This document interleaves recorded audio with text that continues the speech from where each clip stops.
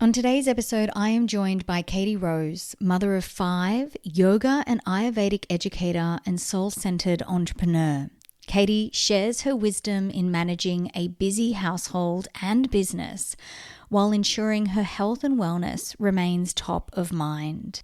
Her tips on discipline, devotion, balance, connection, and vibrancy will leave you inspired. Let's get started.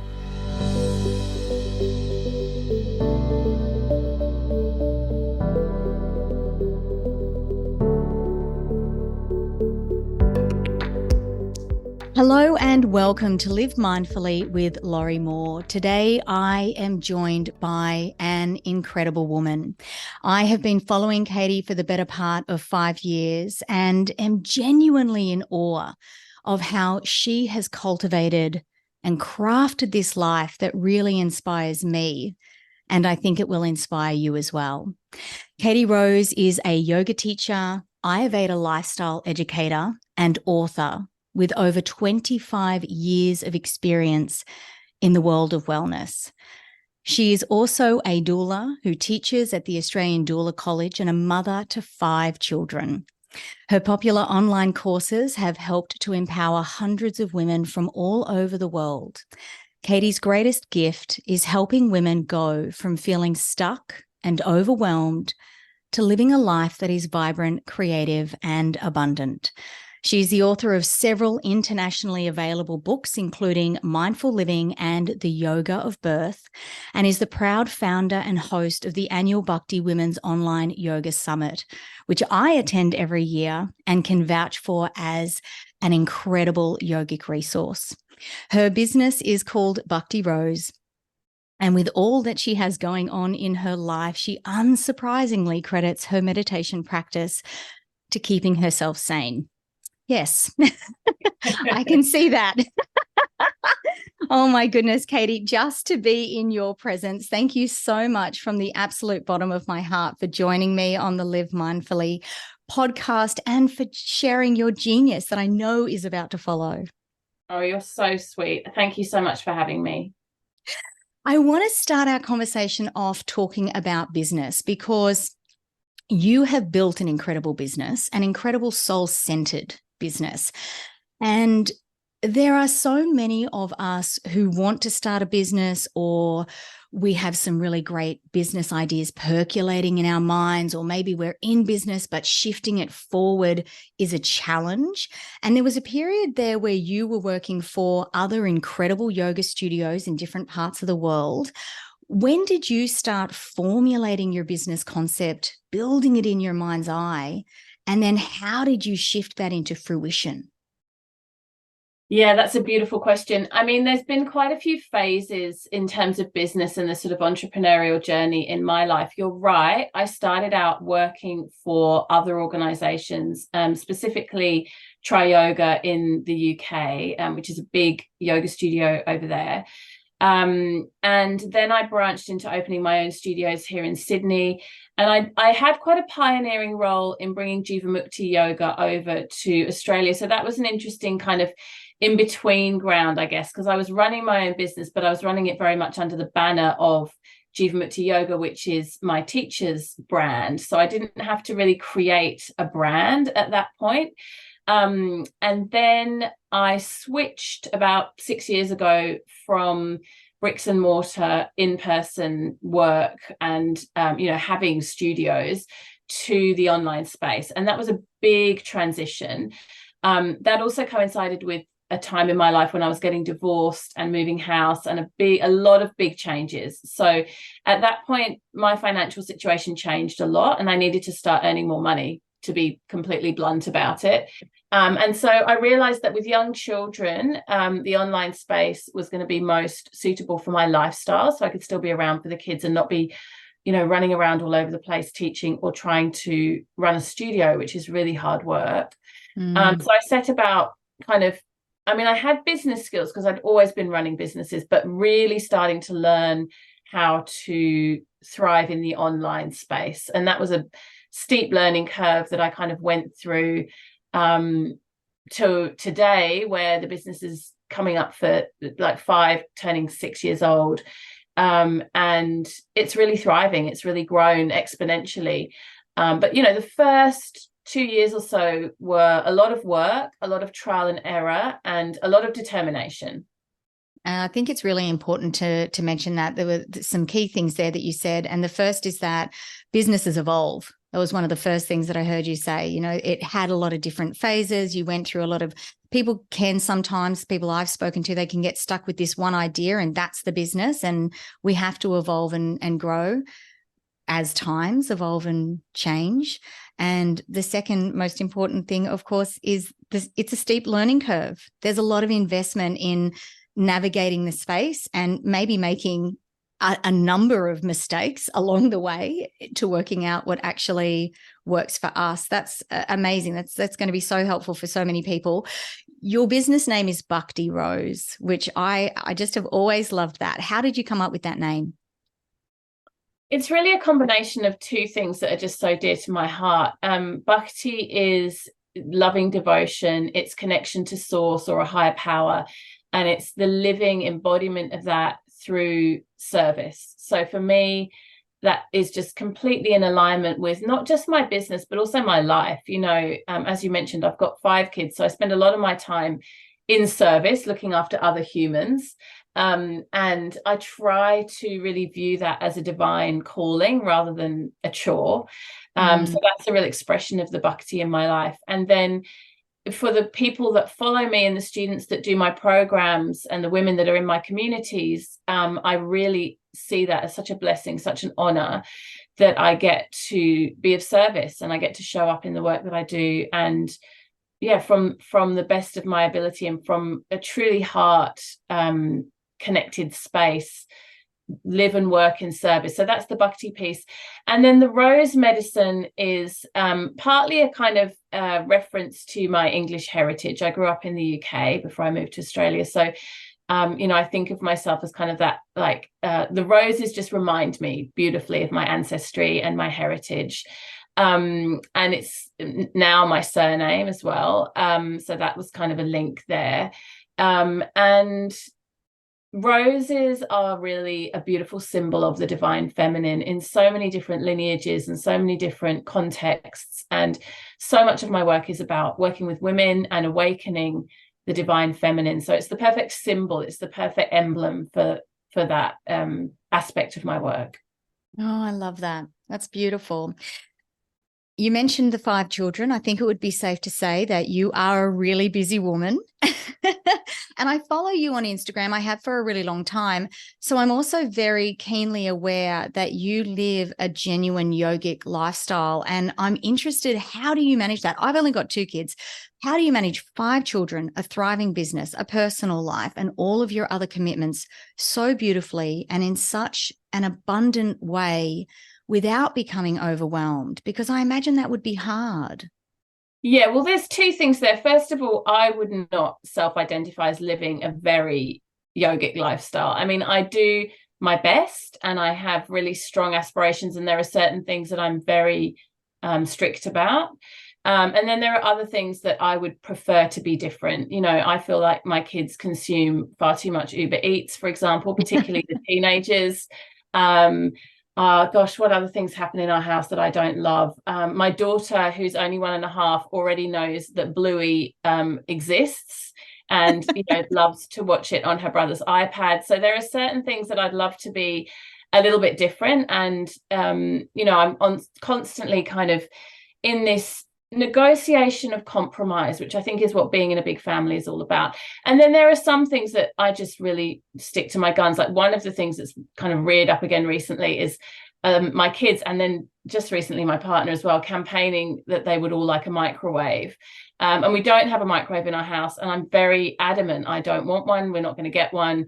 So there are some things where I just hold a hard line, and I can totally see why a microwave would be so convenient sometimes, but I really want us to eat fresh food. I want us to eat food that is full of prana. I want us to think about our food as being sattvic and full of life force, and not zapped in a microwave and then just consumed mindlessly in front of the TV. So it's a balance and a compromise. And I do talk about parenting in my work, but I certainly don't hold myself up as a parenting expert, because I feel like there are plenty of areas in which there's room for improvement and expansion.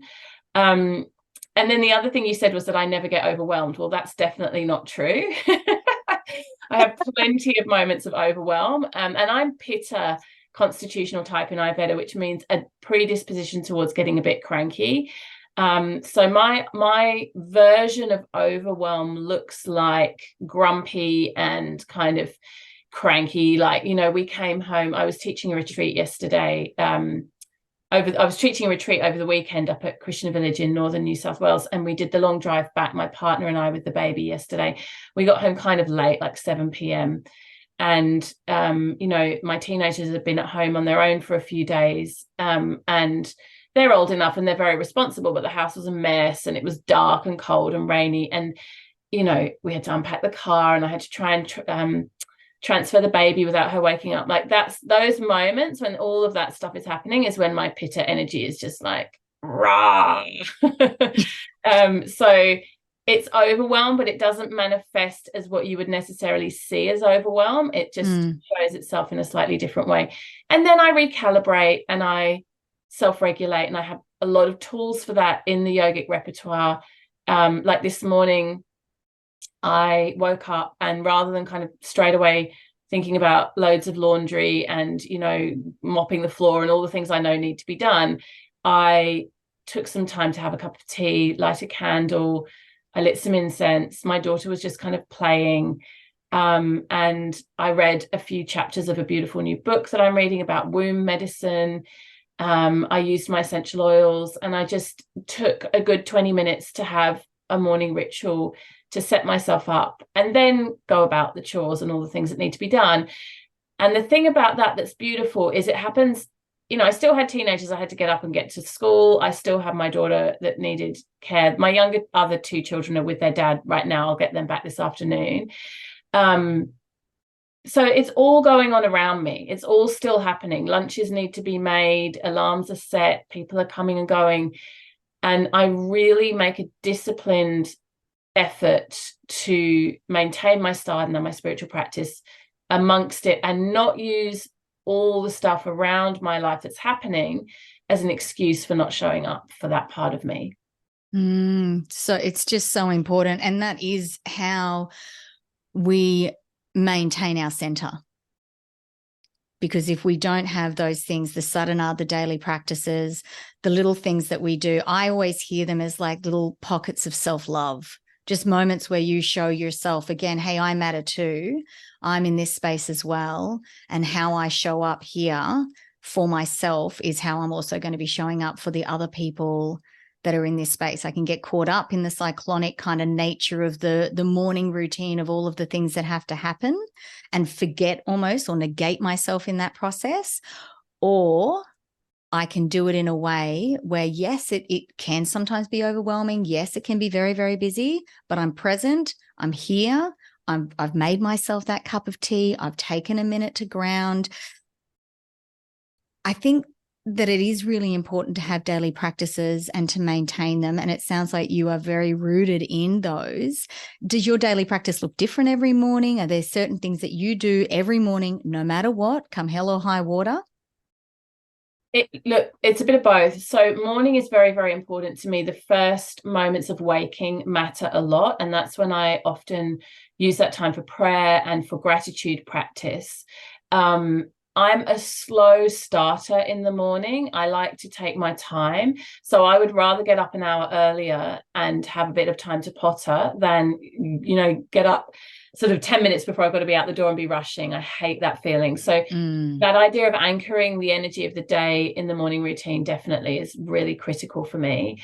And as I just described, it could be reading a bit of scripture or something I'm learning about, could be meditation, could be journaling, could be using my oils.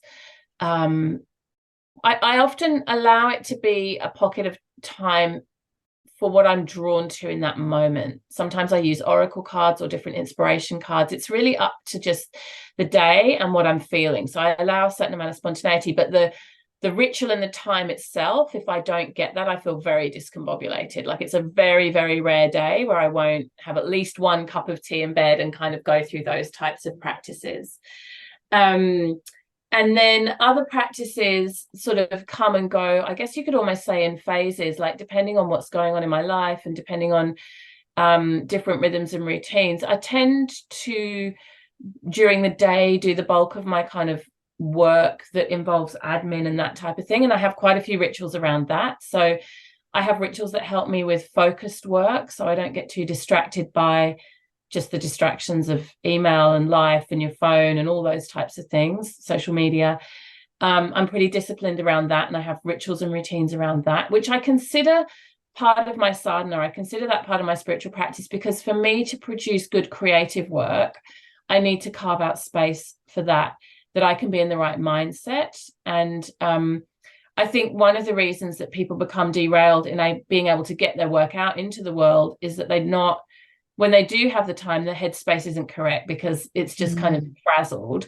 And so I've learned some really good strategies for anchoring myself and getting myself into the right orientation to do creative work without needing a big build up. I mean, even this podcast is a good example. Like this morning, I was doing a lot of busy stuff with, you know, like reordering the house and kind of just houseworky, domestic type stuff. And then my daughter is here today, and I knew I had to get her down for her sleep before we spoke. So I was running around doing all of that, changing nappies, blah, blah, blah. And then 5 minutes before we had our session, our appointment, I'm lighting a candle. I got my oils out. I sit and do some very quick breath work, just orient myself so I can show up and speak to you in a way that comes from my heart and is connected to source. And it just took 5 minutes. But if I didn't do that, I'd be coming in a completely different state and way of being. Yeah, you'd be coming in the state of still reordering the house, getting the baby down, it's so true. When you do come into that creative space, or even shifting from one job to another, take a moment, take 3 to 5 breaths, just something to just recenter yourself, which is such a beautiful practice, and it's not onerous in terms of time or energy or any of those things. One of the things that you do is you teach women how to live a life of abundance. And what do you think that means? What does that translate to? The first piece in abundance is noticing what you've already got. So it's gratitude. It's observing, you know, I have a beautiful home. I have beautiful, healthy children. I do work in the world that I love. I'm surrounded by friends and community. Like, my life is so wealthy and full. And so it's really observing and feeling into, emotionally and in a sensory way, the beauty and the abundance that's already present in your life. I get a lot of joy from really simple things as a result of cultivating that practice, like even just lighting an incense stick or making a healthy meal. You know, these things really sustain and nourish me, because I give a lot of they have a lot of weight in my life, a lot of meaning, even though they're just small and, you know, could seem quite frivolous and not so important. But I think it's the little pieces of our daily lives that make up actually our whole experience of being alive. So that's the first part. And then the second part is expanding into what it is that you're wanting to manifest and call into your life. My dear friend Sarah McGann, who's an energy healer, who I've done quite a lot of work with, she's a wonderful, wonderful teacher and person in my life. She always says, one foot in gratitude and the other foot in desire. So it's like you anchor yourself in what you already have, but then you also expand yourself into what's possible. And I'm, you know, always kind of making lists and visualizations and imaginings of what I want my life to look like. And that could be anything from visualizing my children as really kind, compassionate, healthy, robust, interesting humans, and holding space for that version of them in my imaginings, through to you know, like it could be a financial goal, could be a goal in my business in terms of like the numbers of people I want to see in a particular program or offering.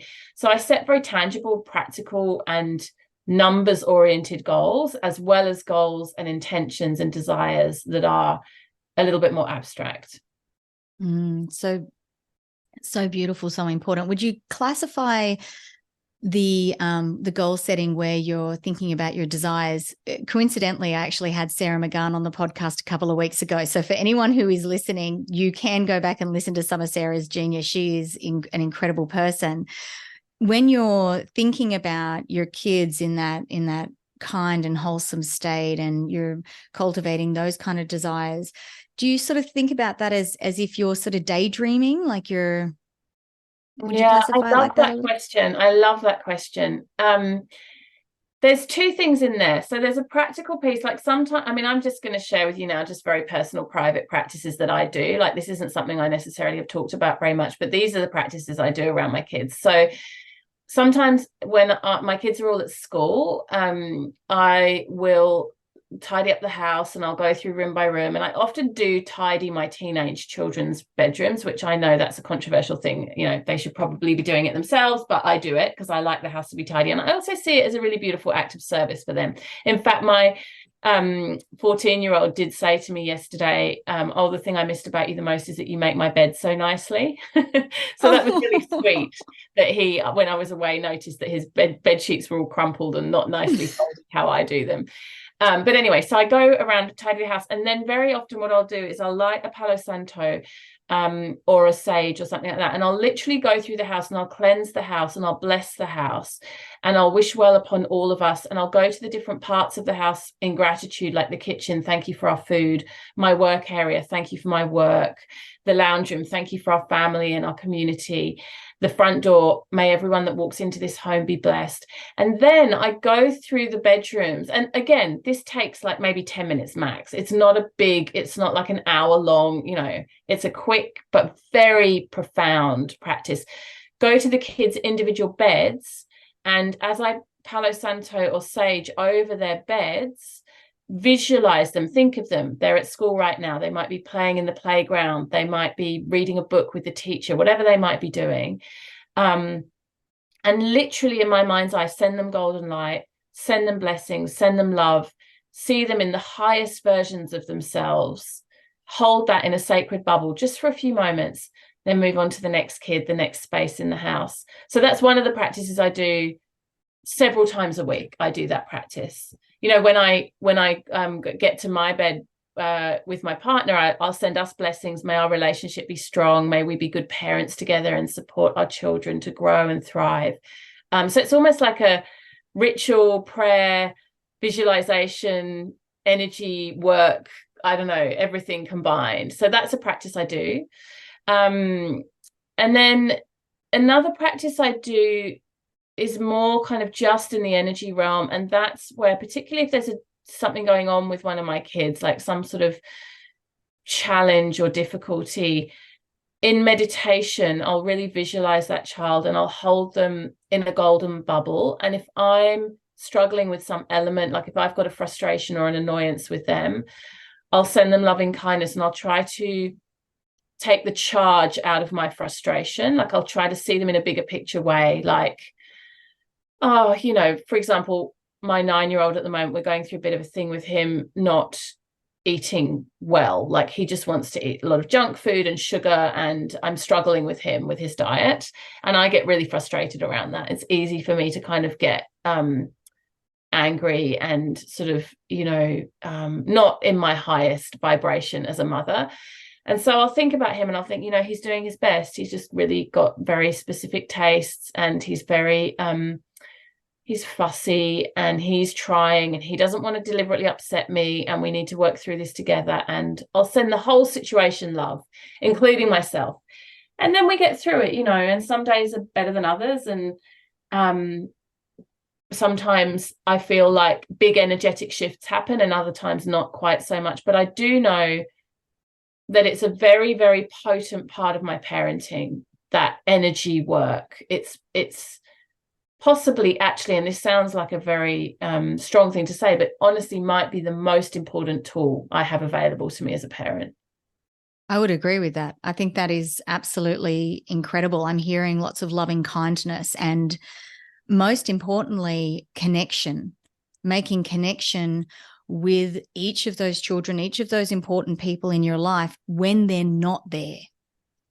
Yeah, exactly. Reminding Because yourself. often when they're there, you're in the moment and it's just more mundane. It's more everyday, you know. And same with your partner. For those who are listening who don't have kids, it could be, this could be, actually could be your own parents, other family members, people that you live with, partner, boss at work, you know, colleagues, anyone. Like, by holding someone in mind and in heart that you are struggling with, or that you're just very energetically intertwined with, when they're not in your physical presence, you create a beautiful imprint, or a samskara, we would call it in Sanskrit, whereby you can then be in their presence in a very different vibration to if you hadn't done that energetic work. Yeah. Because particularly if you're in a situation with someone and they're right in front of you and they are really frustrating you, it's sometimes hard to shift. Certainly I find this, to shift into a space of loving compassion in that moment. But if you do it later on, the next time you're back in that person's presence, you are going to be coming into that with a very different energy. That's exactly right. You've nailed it. Yeah. Oh, how beautiful. I love that you have shared that. I think I'm going to start doing that first and foremost. And I think so many people will, because it is really hard to get caught up. You get caught up in your kids' stuff and then it does frustrate you. But that's a shift back into, I loved what you said at the beginning of the podcast as well. I look at it as acts of service as opposed to chores. And I've really been working on that I feel like that is mindfulness. That is the act of mindfulness. When it's a chore, I don't want to do this. I can't believe I have to do this again. I have to pick up after these kids again. I have to do the washing up again. When it's an act of service, there's a joy that comes in doing whatever activity that might be. Yeah, absolutely. Absolutely. And then there's also a piece in there that's really important, that we don't martyr ourselves or kind of overextend ourselves to the point that we get resentful. So it's not about that. And if there are certain chores or certain tasks that just are not, like, are things that really drain your energy, then it's looking at, like, okay, how can I do this differently? Like, for me, for example, I do so much washing in my house because, you know, I bet a lot of people here. And I really, like, the folding of the laundry and the putting away of the laundry is just such a draining task for me. I find it so tedious. And so that's one of the areas where I get help. Like, my partner will help, or we sometimes have students that live with us that help out around the house as well. It's the first thing I'll outsource, and I have no hesitation in doing that, because I know that actually if I have to fold up 2 massive baskets of laundry every day, that's really draining for me. Yeah, outsource the things you really hate. Yeah, exactly. And don't feel guilty and don't feel ashamed and don't feel like, oh, but I should be doing it all, because that's a very unhelpful path to go down. And going back to business too, and the idea of, you know, being an entrepreneur and running business, I think it applies there too. Like, if you're running a business and there's a particular area that is very draining for you, it could be social media, it could be bookkeeping, it could be creating graphics, whatever it is, outsource those things first so that you can sit and work in your zone of genius. Yeah, in the space that you love. Amazing. Before you mentioned samskaras, I really want to talk about sankalpas. One of the things that we do when you go to a yoga class, it's quite common to hear a teacher say, think of a sankalpa before you start your practice, before you start your asana practice. As someone who so beautifully blends yoga and Ayurveda with the modern world, can you explain what a sankalpa is and how and why we set them? Yeah, sure. I think of sankalpa as a promise to yourself. It's a commitment. It's sometimes called the yogi's promise, but it's really about making a promise of faith to yourself. And usually it will be something that holds us into a higher alignment with the truth of who we really want to be and the work that we want to do in the world. So, a good sankalpa, for example, might be I'm going to practice vegetarian diet. And if you haven't been a vegetarian before in your life and you love meat, that might be quite a hard thing for you to do. I mean, personally, I've been vegetarian for like over 30 years now, but in theory, for somebody for whom this was a new practice, it might be quite challenging. And when you make the sankalpa, what you do, it's like a vow. It's like you really commit to doing this thing and you take it seriously. Or you might make a sankalpa that you're going to do a particular practice, let's say for 30 days. For 30 days, I'm going to get up every morning and I'm going to journal for 10 minutes, or I'm going to meditate for 10 minutes. And you set, it's more than setting an intention. You make a promise to yourself. And it really helps with willpower. It helps with discipline. It helps with achieving our goals. And sometimes we fall off and we forget and we don't do the thing. And it can help us to just notice where we struggle with that discipline, and then we can recommit. It's not that if you have a sankalpa and then you don't follow through on it, that you're somehow a bad person. There's no blame and judgment, but it does give us a point of reflection to then come back to and say, okay, I'm going to, recommit. I'm going to resolve again.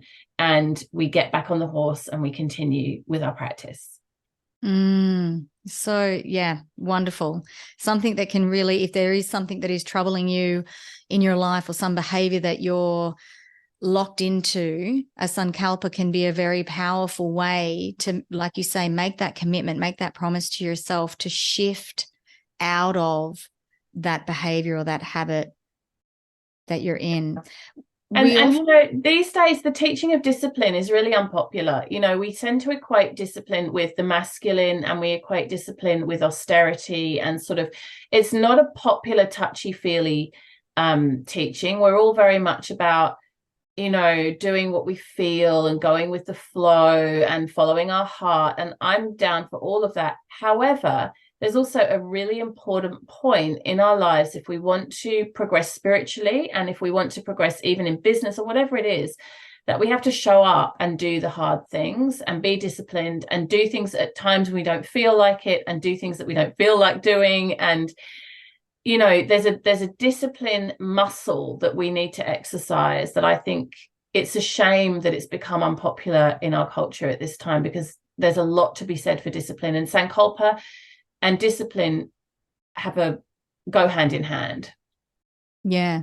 Yes, they definitely do. And I think if you want to grow, like you said, if you want to grow and you want to progress, you can't do that without discipline.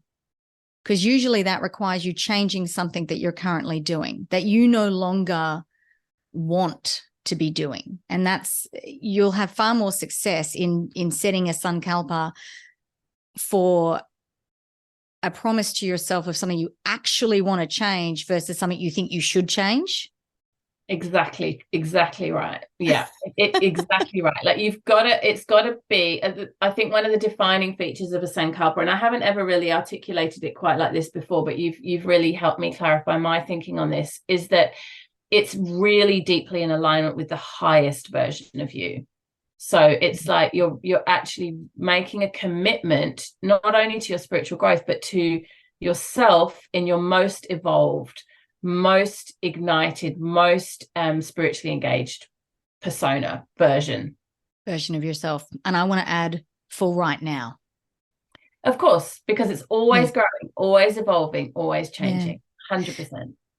Do you have any other tips or advice on how, I hear this all the time. I was in a yoga teacher training this weekend with Leanne Davies, actually, and she was saying she absolutely hates it when she hears people say that we're going to take yoga off the mat. Which I do totally understand what she's saying. But for those people who are seeking to take yoga off the mat and want to start to see yoga as a lifestyle, which is what it is, what advice might you have? Well, first of all, look at what is your preferred learning methodology. Like, do you like watching things like videos? Do you like reading? Do you engage best in group work? Do you engage best one-to-one? Like, what are the ways in which you as a person individually gain inspiration? That's the first piece. And then from there, surround yourself in those environments with the yogic teachings. So like for me, I love to read. Like I'm just a big words person. And so for me, it's all about scripture. It's all about writing, reading, exploring through even poetry. Like words are how I think and see the world and grow and expand. So that's, and sort of study, like that's sort of been my path. But for another person, it might be meditation, it might be breath work, it might be savor, doing service in the community. There are so many different ways in which the yoga can manifest in our lives and show up in our lives and enrich our lives. But what I see very often happening is people think they have to do a certain thing that isn't really aligned for them. So someone who is not studious or academic or interested in words and reading is like, oh, I should be reading scripture. I should be reading scripture. And they're kind of like, very slowly progressing their way through Patanjali's Yoga Sutras or Bhagavad Gita, but it's like a painful experience for them, rather than getting on YouTube and watching some videos that would teach them about Bhagavad Gita or the Yoga Sutras, or going and joining a class with a really engaging teacher who will explain it in a way that brings it to life for them. It's as much about identifying our learning mode and what really lights us up as it is about the content that we're pursuing. And then, of course, once the learning has happened in whatever way that is, it's the application into our lives. So theory is great, but then we have to look at the parts of our lives that aren't in alignment with those values. And we all have them. I mean, I was just speaking about mine before. And there's more, like I could give you a list. And then we just slowly with care and with compassion, create change in our lives that brings us closer to alignment. It's a perfect answer. It wouldn't, in my head when you were answering it, I didn't even consider that because I'd moved too far ahead. But that is absolutely the place that you should start, and the easiest application. Amazing. I mean, the thing is, sorry, I didn't mean to interrupt you, but the thing is that spiritual practice is meant to feel good. It's not, I mean, this is a whole deep conversation we won't go into now, but a lot of us were raised in Judeo-Christian culture, like not necessarily Christian, but our culture has that in its foundation. And a lot of the teachings around that are to do with sin and guilt and being wrong. And that's a distortion of Christianity. I mean, actually, Christianity in its essence isn't about that, but that's become a very strong paradigm in our culture.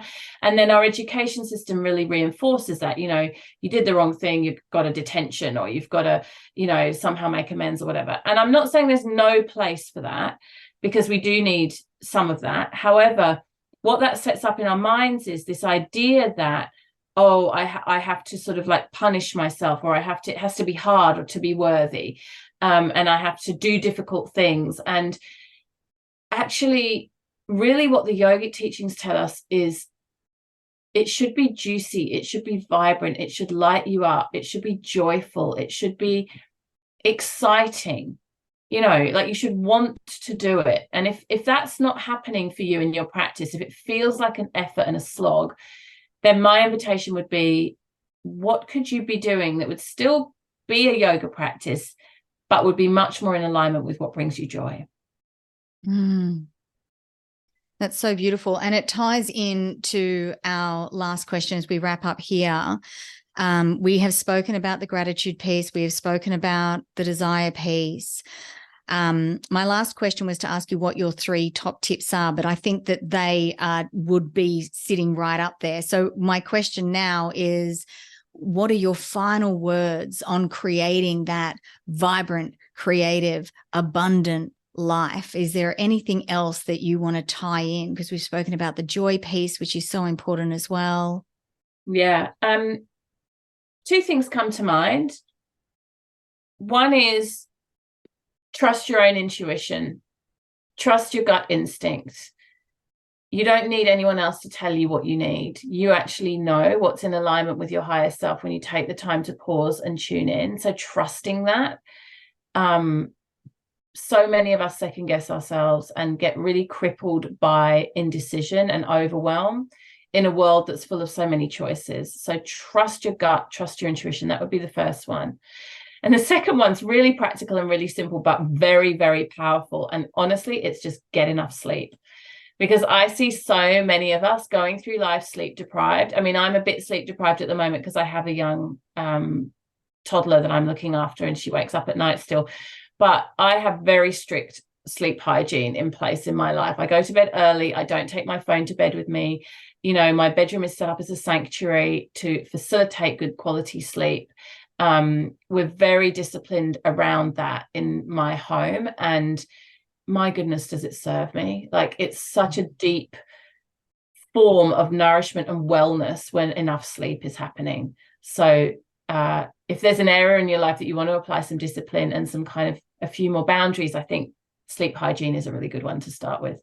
It informs everything, your mental health, your way of looking at the world, how much energy you have, your resilience, emotional stability. All of it is so influenced by being well rested. Oh, I could not agree more, Katie. Thank you so much. You are always such a wealth of knowledge. For anybody listening, there are so many ways you can gain access to Katie and her brilliance. You can head to her website for all of her offerings, bhaktirose.com.au, or follow Katie on Instagram at bhakti.rose, and those links are available in the show notes.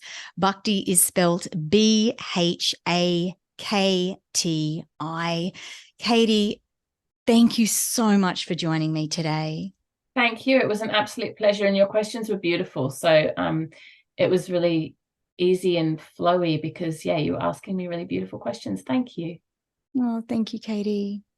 A very big thank you to Katie, and also to you for joining us on today's episode. As always, I hope you have found some wisdom in Katie's words. I certainly know I have.